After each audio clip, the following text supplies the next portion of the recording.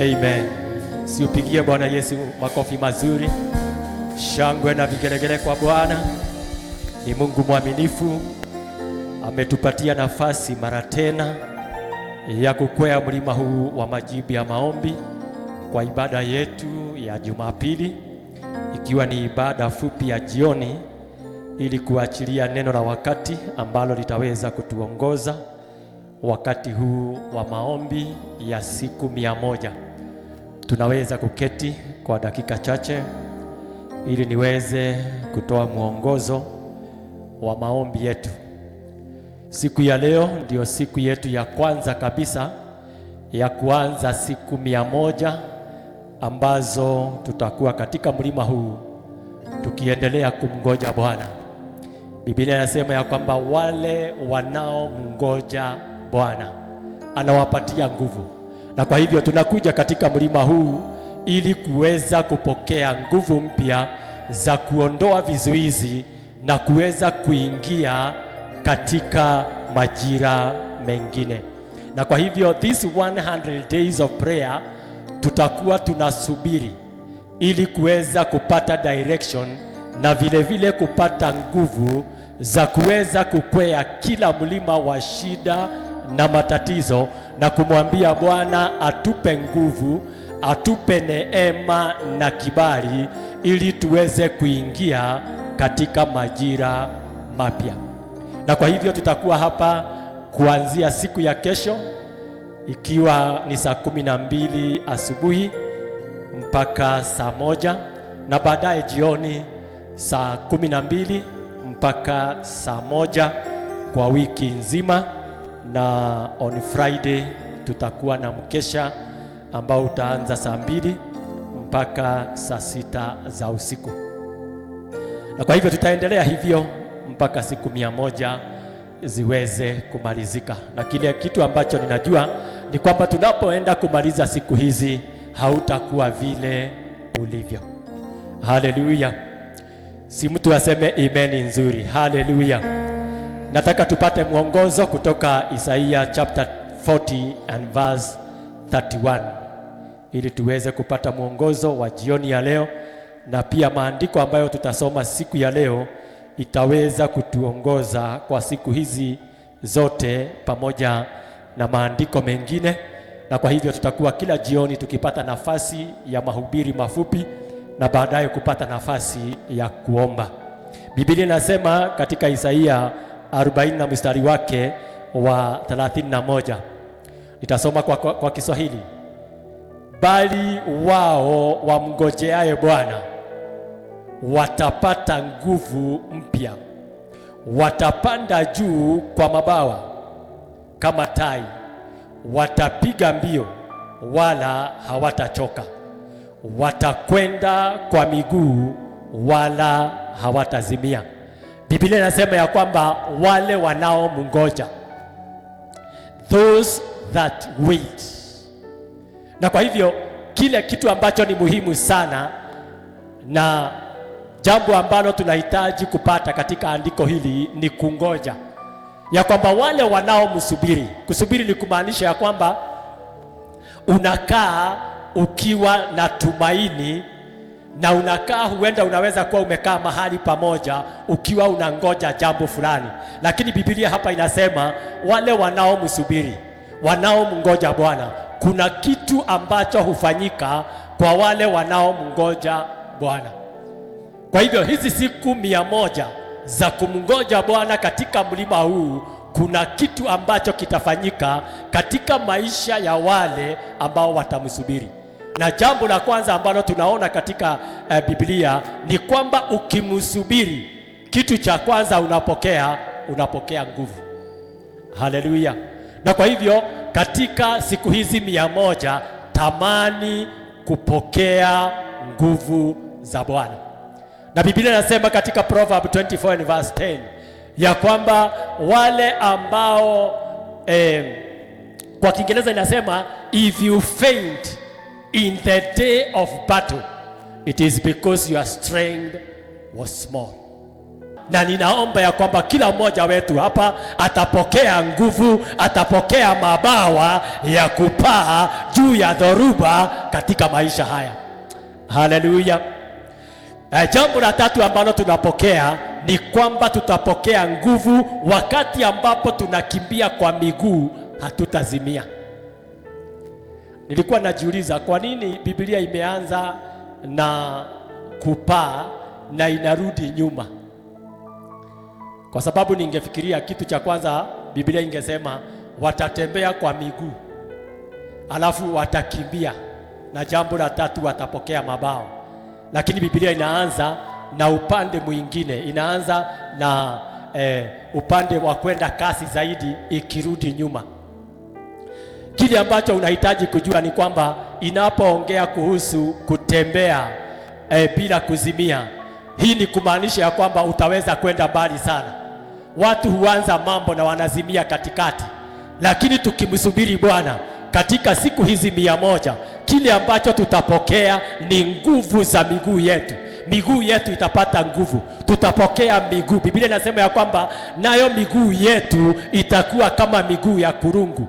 Miguu ya kurungu huwa inaweza kukanyaga sehemu za juu na mnyama hawezi kuanguka. Hii ni kumaanisha ya kwamba kuna sehemu katika maisha haya tutapata nguvu ya kukanyaga, na kwa hivyo tunapoendelea kumsubiri Bwana tutaweza kusonga na kutembea kwa miguu, na kitu kimoja ambacho hakitafanyika ni kwamba hatutazimia. Si mtu apokee neema wakati huu wa maombi ya kwamba usizimie mbele ya watesi wako, usizimie mbele ya maadui. Haleluya. Tunapoendelea kumsubiri, wapendwa, hakuna haja ya kukimbia mjini. Biblia inasema ya kwamba katika Luke, nafikiri ni 29, Luke 24 verse 49, ya kwamba msikimbie, mungoje. Yesu akawaambia wanafunzi wake ya kwamba msiwe na haraka ya kuingia mjini. Watu wengi wako na haraka ya kuanza biashara bila kungoja kupata nguvu. Wapendwa, ukikimbia mjini kwa haraka utakuwa chakula cha maadui. Ukianza huduma kwa haraka utakuwa chakula cha maadui. Yesu akawaambia wanafunzi wake, tarry until, wait until you receive power.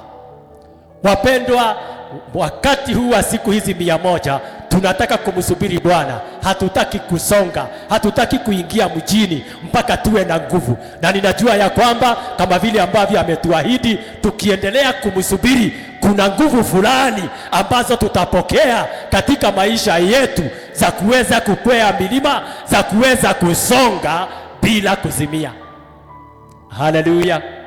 Ukiona unashindwa katika maisha haya ni kwa sababu umekosa nguvu, ni kwa sababu nguvu zako ni chache. Wapendwa, maisha haya hayana huruma. Ni kwa wale walio na nguvu na uweza ambao wataweza kusonga bila kuzimia. Wait until you are endured with power. You can imagine, Yesu alikuwa ametembea na wanafunzi wake, alikuwa amewafundisha kwa miaka 3 na bado aliwaambia msikimbie kwenda mjini. Sasa je, wewe hauna nguvu tayari, haujakutana na Kristo katika maisha haya ya asili.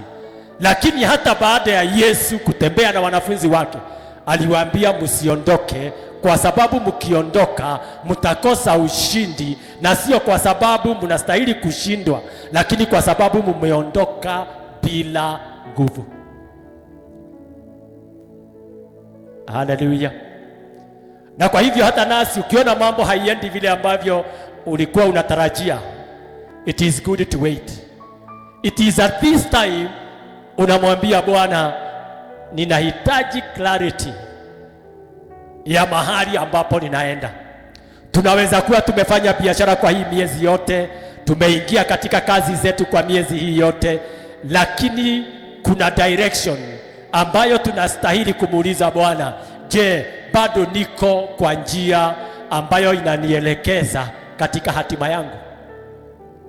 Na unapomuuliza Bwana wakati huu wa kungoja, atakupatia direction. Kuna watu wamekosa tumaini kwa sababu wamepigwa katika biashara na kazi zao. Ni wakati wa kumwambia Bwana, tunapoendelea kumngoja kwa siku 100, Bwana, ninataka nielewe vizuri kana kwamba hii ndio njia ambayo ninastahili kufuata. Na Bwana atanena nasi katika siku hizi 100, na ninajua ya kwamba Bwana atatubariki. It takes power to break barriers. It takes power to break barriers. Na kwa hivyo huduma kama hii inahitaji nguvu nyingi ili kuondoa vizuizi ambavyo vimetuizuilia kuingia katika mataifa. Nimesema ya kwamba it takes what? Power to break barriers. Na kwa hivyo kama kuna kitu ambacho ninatamani, nilikuwa naambia Pastor Mbugua, ukiona mambo haiendi vizuri, unahitaji nguvu nyingi zaidi ili kuweza kupigana. Sio wakati wa kunugunika, sio wakati wa kukata tamaa, ni wakati wa kumwambia Bwana, katika maisha haya nitaendelea kupigana mpaka nione kile ambacho Bwana ameniwekea. Hallelujah. Huduma kama hii it requires men and women who will stand like pillars ambazo haziwezi kutingizwa. Ikiwa ni katika biashara, unahitaji kusimama wima. Hata wakati ambapo uko peke yako, unahitaji nguvu nyingi kumwambia Bwana, ninajua ya kwamba nikiendelea kukusubiri utanipa nguvu na uweza. Nitaendelea kupigana, na unapigana ukiwa upande wa ushindi. Natangaza jioni ya leo ya kwamba unapoendelea kumsubiri Bwana, wewe hautashindwa katika jina la Yesu Kristo.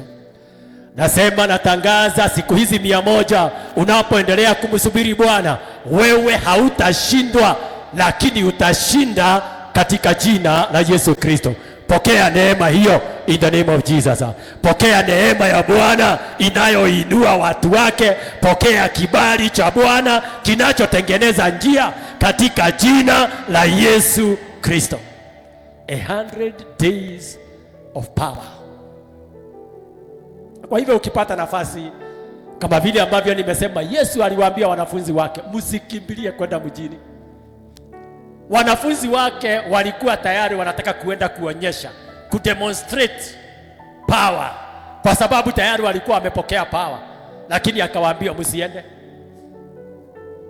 Siku hizi watu wako na haraka ya kufanya kitu, wako na haraka ya kuanza biashara fulani.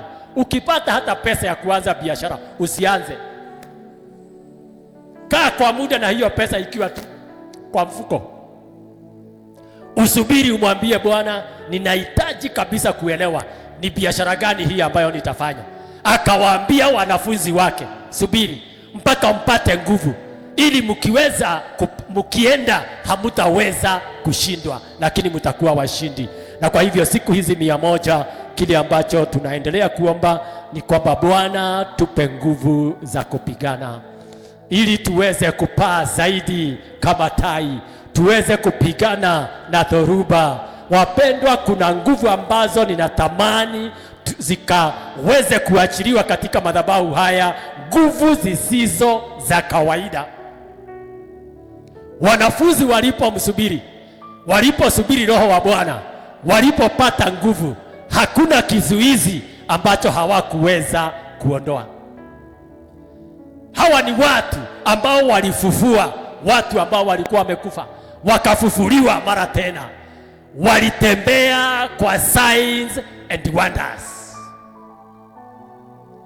Signs and wonders. Unajua wonders kwa Kiswahili ni kama kusema kitu ambacho hauwezi kueleza, kinapita ufahamu wa mwanadamu, ya kwamba wangeweza kuombea handkerchiefs na wanazipeleka kwa watu waliopokea handkerchiefs wanapata uponyaji.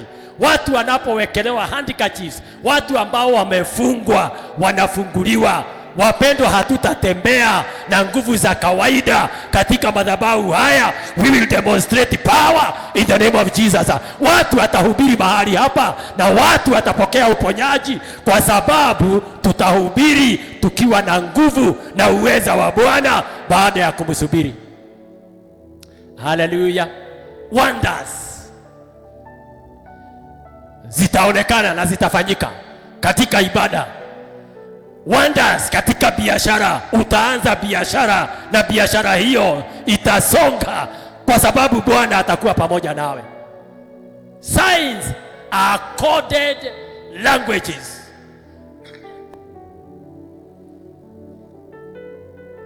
Na kwa hivyo ni vizuri ujitayarishe kwa siku hizi 100, kwa sababu hakuna kitu kizuri kinachopatikana bila kulipa gharama. Na kwa hivyo jioni ya leo ilikuwa ni kuweza kupeana mwongozo huo tunapoingia katika safari hii ambayo tunajua inahitaji nguvu nyingi na neema nyingi, kuamka mapema na kuja kukwea mlima huu wa majibu ya maombi na kuweza kuendelea, na zaidi wakati ambapo watu wanaanza kuhesabu siku. Kwa hivyo siku ya leo itakuwa ndio siku yetu ya kwanza, kesho itakuwa ni siku ya pili. You can imagine ukianza kuhesabu hivyo siku 100. Last time tulizihesabu sana, lakini kile kitu ambacho kinahitajika ni kukosa kuhesabu na kufanya mambo haya kana kwamba ni kawaida. Yani it is every day unaendelea tu na maombi kana kwamba hakuna siku utawacha. Haleluya. Na kwa hivyo ninaomba ya kwamba kukapatikane watu ambao wataingia katika nyumba hii. Ninajua tunaweza kuanza kwa nguvu nyingi, na baada ya mwezi ama siku kusonga watu wakakosa nguvu. Ninakuombea nguvu, ninakuombea neema ya kwamba kila jioni kwa dakika chache utakuwa mahali hapa katika jina la Yesu Kristo.